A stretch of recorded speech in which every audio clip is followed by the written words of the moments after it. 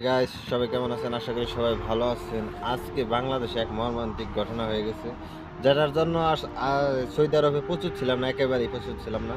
আসলে এই দেশ বিরোধী অথবা এই নেতাকর্ম কোনো কাণ্ড নিয়ে আমি আসলে ভিডিও করি না, যে কারণে আজকে ভিডিওটা করতে বাধ্য হচ্ছি। যে বাংলাদেশে যে একটা কাহিনী হয়েছিল, যে ভাত খাওয়ার পর মানুষটাকে মেরে ফেলানো হয়েছে। আসলে এটা খুবই দুঃখজনক একটা ব্যাপার।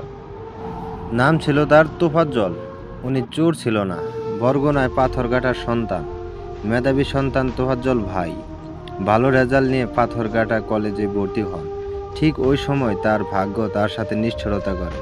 স্থানীয় চেয়ারম্যানের মেয়ের সাথে প্রেম হয়। তা কপালে সয় না, ওই মেয়েকে অন্য জায়গায় বিয়ে দেওয়া হয়। বিধাতা ও তার মা বাবা কে 1 মাসের মাথায় পৃথিবী থেকে তুলে নিয়ে যায়। এ অবস্থায় আপনি আমি পাগল হয়ে যেতাম, সুখে কষ্ট পাগল হয়ে যেতাম। সেও তাই করছে। বড় ভাই ছিলেন পুলিশের এসআই। এর মধ্যে সে বরগুনা ডিগ্রি কলেজে অনার্সে ভর্তি হয়। ভাগ্য তাকে ছাড়ে নাই। পাগল হয়ে আমাদের স্কুলগুলোতে বাজারে ঘুরে বেড়াতো। কে খোঁজ নেবে কার? হয়তোবা খাবারের খুঁজে আসছিল, আর চোর বানাইয়া ওরে ভাত খাওয়াইয়া মাইরা ফেলাইলে। এটা কি করা ঠিক হয়েছে? সবই কপাল। বাংলাদেশে এরকম জিনিস হয়, এটা কল্পনার বাইরে। হে আল্লাহ, সবাইকে ধৈর্য দিন, সবাইকে তৌফিক দিন, এরকম কাজ যেন আর না করে কাউ।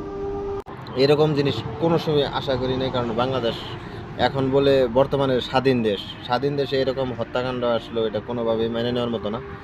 আসলে আমি এই কোয়ালিটি ভিডিও বানাই না, একেবারেই বানাই না, কিন্তু এই যে আজকের যে ঘটনাটা হয়েছিল, যে খাওয়া দাওয়ার পরে মানে তাকে হত্যা করা হয়েছে না, এই জিনিসটা আসলেও মানে আমি প্রবাসে থাকার পরেও মানে আমার একেবারেই মানে মানে জিনিসটা ভালো লাগে নাই।